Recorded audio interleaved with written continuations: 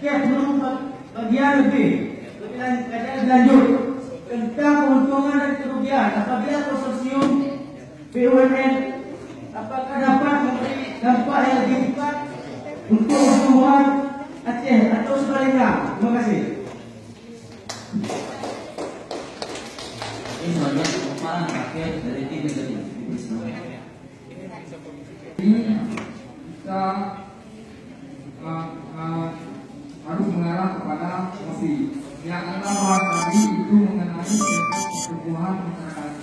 Dan di sini kita membutuhkan untuk menyerap beberapa angka penggambaran yang ada di sini.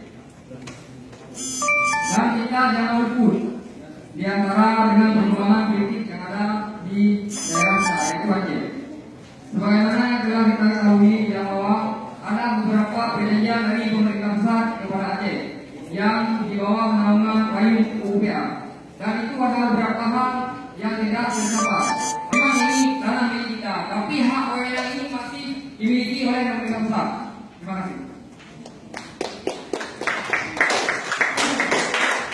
Selanjutnya kita masuk proses kesimpulan dari tim afirmatif. Kami silakan. Baiklah, yang kami dukungkan argumen kami tadi. Kawasan ekonomi khusus adalah kawasan dengan batas tertentu yang tercakup dalam daerah atau wilayah untuk menyelenggarakan fungsi perekonomian dan memperoleh fasilitas tertentu.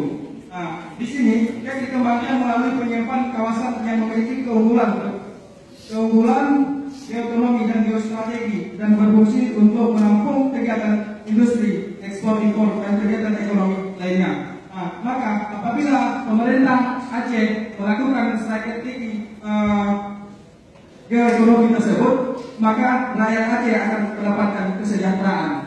Terima kasih.